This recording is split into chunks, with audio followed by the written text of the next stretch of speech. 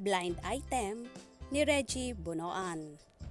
Lukang-luka ang maganda at magaling na aktres sa kapwa-aktres na jowa ng leading man niya sa isang TV series dahil pinagseselosan pala siya. Nalaman lang niya ito nang minsang magkaroon ng bonding with inuman ang buong cast ng TV series dahil patapos na ito na nadulas ang isa sa cast na nakakaalam ng senaryo.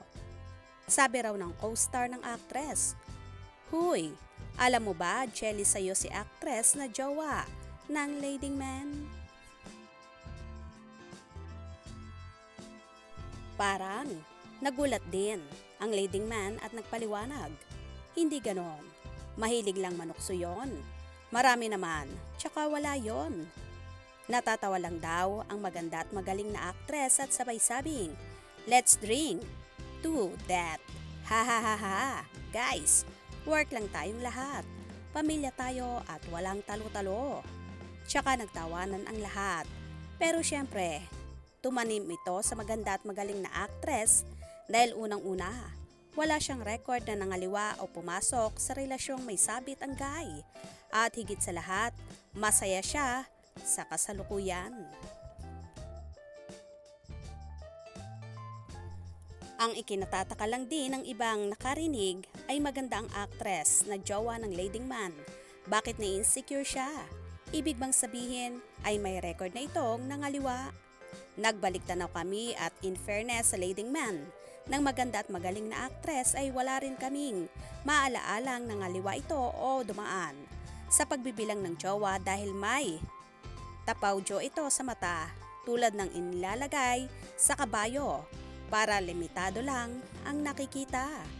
Iniisip namin na baka nagpapapansin lang ang actress na jowa ng leading man kasi baka nawala na ito ng oras sa sobrang busy nito sa trabaho. Dahil bukod sa series ay may pelikula rin itong pinaghahandaan.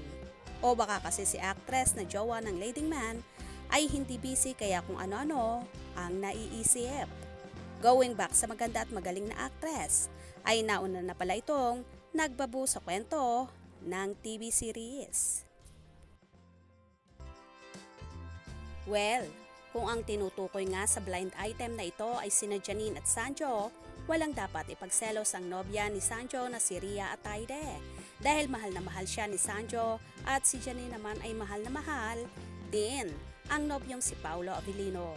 Kaya wala dapat ipangamba ang actress dahil ang namamagitan lang talaga kina Janine at Sanjo ay trabaho lang. Although makikita mo ngang bagay na bagay ang dalawa sa height pa lang at personality nila. Pero hanggang trabaho lang talaga ang closeness ng dalawa at bukod pa rito, pamilya na ang turingan nila sa isa't isa sa set ng Dirty Linen.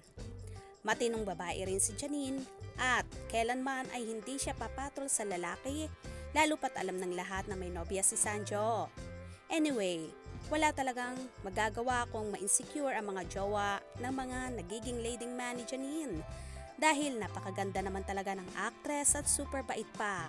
Kaya naman talagang marami ang naghahabol sa kanya. Kamakailan din sa naging blind item na tila si Janine din ang tinutukoy na ayaw daw makita at makatrabaho ng kapuso actress na si LJ Reyes dahil silos na silos daw ito. Dahil nga, that time ay napapabalita ng nagkakamaputihan sina Janine at Paolo na naging deadman na lang ang dalaga dahil wala naman siyang magagawa kung sinusundan siya ng kontrobersiya. Kaya mga kascoop, kayo nang bahalang humusga sa blind item na ito. Kaya naman tumutok at wag na wag pahuhuli sa mga maiinit na kaganapan. Mga kascoop, anong inyong magiging reaction sa bidyong ito? Comment below.